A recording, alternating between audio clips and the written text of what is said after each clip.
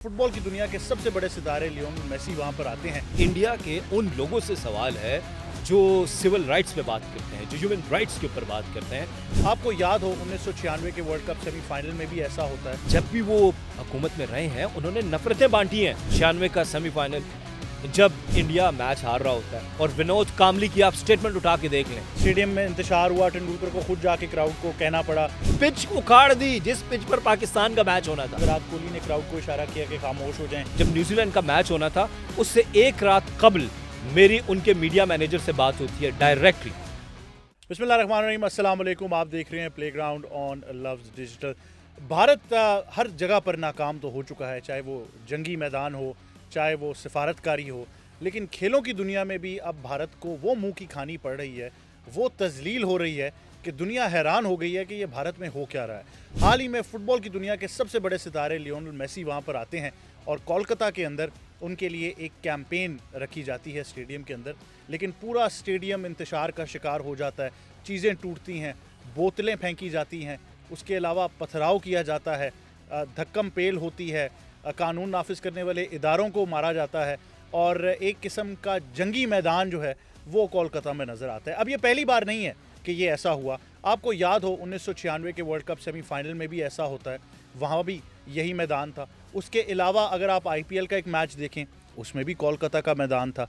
इससे पहले एक डोमेस्टिक फुटबॉल मैच होता है, वहाँ पर भी यही एक सिमिलर पैटर्न जो है वो हमें नज़र आता है। लगता ये है कि जो बुचर ऑफ गुजरात मोदी का एक एजेंडा है RSS और हिंदुत्वा का, कि उन्होंने इंतशार फैलाना है, वो बाकायदा तौर पर अब उनकी नस्लों में फैल चुका है और अदम बर्दाश्त का शिकार माशरा ज़रूर हो चुका है। इस पर मज़ीद गुफ्तगू करने के लिए हमें ज्वाइन कर रहे हैं हमारे एक्सपर्ट के आसिफ अहमद। अस्सलाम वालेकुम। वालेकुम अस्सलाम अहमद, कैसे हैं आप? कैसे हैं? मैं बिल्कुल ठीक ठाक हूँ, लेकिन साथ साथ बहुत ही उदास और शर्मिंदा भी हूँ कि भारत एक ऐसी सोसाइटी जहाँ पर ये ववेला मचाया जाता था कि वो डेमोक्रेट्स हैं, दुनिया की सबसे बड़ी जमहूरियत, सो कॉल्ड डेमोक्रेसी, और उसके साथ साथ उनकी जनाब वहाँ पर तमाम जो रिलीजन्स हैं उनको आज़ादी है, तमाम लोगों को आज़ादी है, वो जिस तरह अपने रिलीजन को प्रैक्टिस करें सब कुछ। लेकिन ये क्या हो रहा है कि आप, चलिए मैं आपको एक मिसाल देता हूँ। मेरा आपसे सवाल है, मेरा इंडिया के उन लोगों से सवाल है जो सिविल राइट्स पे बात करते हैं, जो ह्यूमन राइट्स के ऊपर बात करते हैं। वो मुझे इस चीज़ का जवाब देंगे कि 1996 का सेमीफाइनल आपको याद है? बिल्कुल। जब इंडिया में सेमीफाइनल होता है, चलें उससे पहले क्वार्टर फाइनल की बात करते हैं। पाकिस्तान क्वार्टर फाइनल में हार गया। सईद अनवर और आमिर सुहेल जब बल्लेबाजी कर रहे थे तो पूरे स्टेडियम को सांप सूंघा हुआ था। कोई एक जगह से हमें ताली नज़र नहीं आ रही थी कि बच जाए भाई, आप क्रिकेट को जंग बना रहे हो। हमने देखा इंग्लैंड में, आप देखें, आप ऑस्ट्रेलिया में देखें, दोनों टीम्स को अप्रिशिएट किया जाता है। अभी हाल ही में पाकिस्तान में जिस तरह श्रीलंका को सपोर्ट मिली, श्रीलंकन बैनर्स हमने उठाए, श्रीलंकन फ्लैग्स हमने उठाए, हमने पूरी दुनिया को पैगाम दिया कि हम खेल को सियासत से दूर रखते हैं। लेकिन आसिफ भाई ये पैटर्न क्या है? ये मुझे समझ मैं बता नहीं रहा हूँ। देखिए सुनिए, आपने अपने इंट्रोडक्शन में बताया हिंदुत्व अप्रोच, आपने बताया बुचर ऑफ कसाई। जब से नरेंद्र मोदी, वो चाहे गुजरात के वजीर आला हो या जब वो वजीर आजम हो, जब भी वो हुकूमत में रहे हैं उन्होंने नफरतें बांटी हैं और यही वजह है कि वो नफरत पेनिट्रेट कर गई है उनकी सोसाइटी में।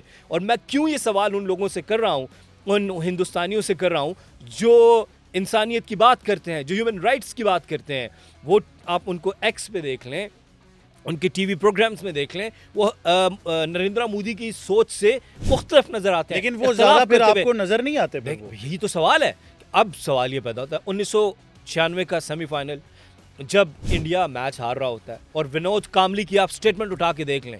विनोद कामली जो आजकल अच्छी सेहत उनकी नहीं है, हम उनकी अच्छी सेहत के लिए दुआ गो हैं, वो ये कहते हैं कि मैच फिक्स था।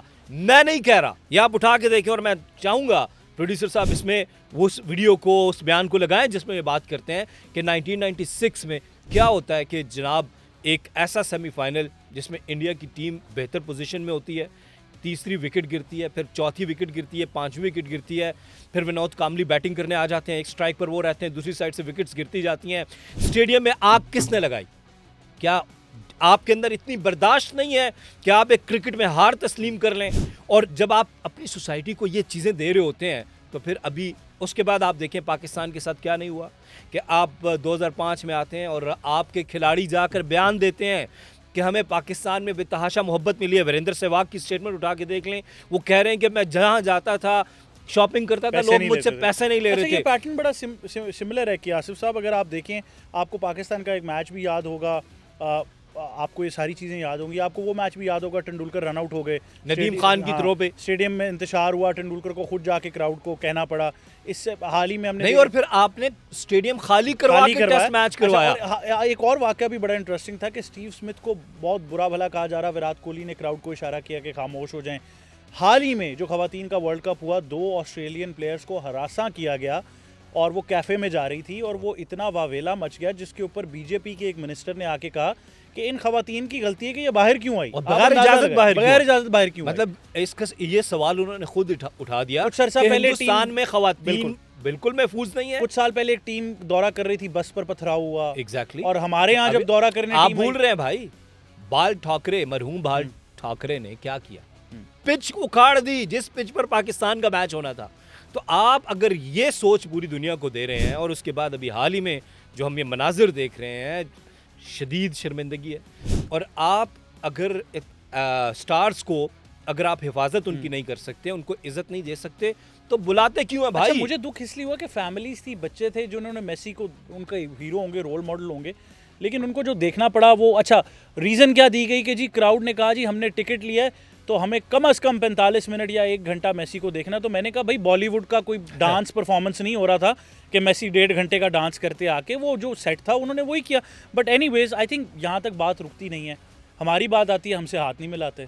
हमारे मुल्क में क्रिकेट होती है, पहले हुआ ना, ये तो इससे पहले नहीं, बिल्कुल मैं यही कह रहा हूँ, हमारी बात आती है, हमसे लेकिन हाथ अभी नहीं हाल मिलाते। ही में एक बड़ा जबरदस्त हमने क्लिप देखा है, पाकिस्तान अंडर अंडर 19 और इंडियन अंडर 19 एशिया कप में हमने देखा एक खिलाड़ी पाकिस्तानी बैटर के तस में बांध रहा है। तो ऐसे जेस्चर्स आने चाहिए। हम तो पूरी दुनिया को मोहब्बत का पैगाम देते हैं ना। इतना आदम बर्दाश्त, आपको न्यूजीलैंड वाला वाकया याद है कि न्यूजीलैंड टीम वापस चली गई?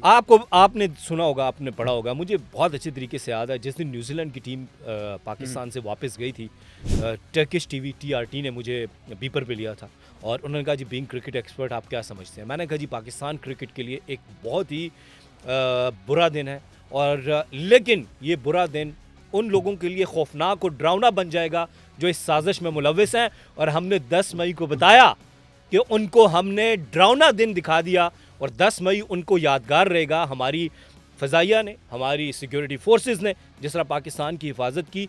कहाँ से ईमेल आई थी न्यूजीलैंड की टीम को? चलें आज मैं आपको बता देता हूँ कि ठीक जब न्यूजीलैंड का मैच होना था उससे एक रात कबल मेरी उनके मीडिया मैनेजर से बात होती है डायरेक्टली, और उनके मीडिया मैनेजर मुझे बताते हैं कि हमारी टीम की तैयारी बहुत अच्छी है और हम पाकिस्तान में इस सीरीज़ को जीतने की कोशिश करेंगे।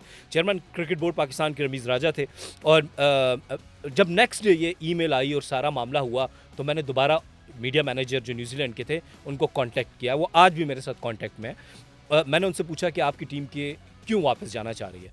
उन्होंने कहा कि जी, हम आपको सिर्फ इतना बता सकते हैं कि पाकिस्तान में हमें अच्छी सिक्योरिटी दी जा रही थी, लेकिन जो ईमेल आई है वो हमारी फैमिलीज़ को भी थ्रेटन किया गया है कि अगर आपके खिलाड़ी वहाँ खेलेंगे तो उनको भी खतरा होगा। वो ईमेल जनरेट कहाँ से हुई थी? सबको पता चला, हमारी भारत से जनरेट हुई। इसके पीछे कौन था? इस माइंडसेट के पीछे भी कौन था? और अभी हाल ही में यहाँ पर पाकिस्तान में जब श्रीलंका की टीम आई हुई थी, उसकी ये जो धमाका हुआ पाकिस्तान में, टेररिज्म हुआ, उसके पीछे जो ताने बाने कहाँ से मिलते हैं? तो प्लीज़ इंडिया से हम ये रिक्वेस्ट करेंगे कि आप अपने लिए गड्ढा खुद खोद रहे हैं, और इसकी मिसाल सामने आ गई कि आपके मुल्क में एक स्टार आया हुआ है और आपके जो शायकीन हैं वो खुद आके तोड़ फोड़ कर रहे हैं, तो आप दूसरों के लिए गड्ढा खोदेंगे, खुद गिरेंगे। और मैं यहाँ पर बबांगे दोहल ये बात कहना चाहता हूँ कि पाकिस्तान, मैं बीइंग पाकिस्तानी, पूरी दुनिया को हमारा अमन और मोहब्बत का पैगाम है। बिल्कुल ना हमें लड़ाई झगड़े पसंद है, ना हम जंग में जाना चाहते हैं। हम एक पैगाम देंगे कि क्रिकेट डिप्लोमेसी को तबाह करने वाली इंडियन नरेंद्र मोदी की हुकूमत है, जिसने जो प्यार, जब मुझे याद है, आपको भी याद होगा, मैं बॉल पिकर था अहमद, जब 2004-05 में इंडिया की टीम पाकिस्तान आई थी, मोहम्मद कैफ, राहुल द्रविड़, सचिन तेंदुलकर की एक झलक देखने के लिए मैं सारा दिन कॉलेज से जो है ना वो जल्दी बंक मार के तो मैं पिंडी स्टेडियम पहुंचता था। कॉलेज से फुट के, यानी कॉलेज से फुट के मैं वहां पर पहुंचता था और वहां बैठ के हम मैच भी देखते थे, बॉल भी उठाते थे हम। मुझे आज भी याद है अनिल कुंबले को, उस वक्त उनके फास्ट बॉलर थे लक्ष्मीपति बालाजी, उनके साथ उनसे ऑटोग्राफ लेके हम बहुत खुश थे। बहुत खुश हुए थे, ठीक मुझे है, याद, तो बड़ी हम जबरदस्त सीरीज थी। बहुत ही जबरदस्त सीरीज थी, अगरचे पाकिस्तान हार गया था लेकिन हमने बहुत मोहब्बतें बहुत एंजॉय किया। लेकिन युवराज सिंह मुझे बिल्कुल। याद है कि यहाँ पर सिख कम्युनिटी मैच देखने आई हुई थी और वो इतने खुश थे कि वो ये बता रहे थे, युवराज सिंह जो है वो पिंडी स्टेडियम के जंगले पे के साथ खड़े थे और उनको पूछ रहे थे पंजाबी में तुसी इंजॉय करे, तो वो उनका रिप्लाई बहुत अच्छा था। मैं पास करता हूँ, इतने थे लोग ही बहुत लविंग ने, प्यार करने वाले, तो हम जब प्यार बांट रहे हैं तो आप भी प्यार बांटिए। बिल्कुल प्यार बांटिए। और खुदारा ये जो फितना अल हिंदुस्तान का जो हम पैटर्न देख रहे हैं, ये ना सिर्फ मेरे ख्याल से पूरी दुनिया में एक्सपोज हो चुका है, बल्कि आपने बिल्कुल सही कहा कि उनके अब मैदानों में भी अब आज आफ्टर शॉक्स भारत में खुद आ रहे हैं। Exactly, मेरे ख्याल से अगली exactly. आने वाली नस्ल में जो इंतशार फैल रहा है, और वो सिर्फ पाकिस्तानी या मुसलमानों के खिलाफ नहीं है, वो ईसाइयों के खिलाफ है, वो बाकी जितने भी मज़ाहिब हैं उनके खिलाफ है।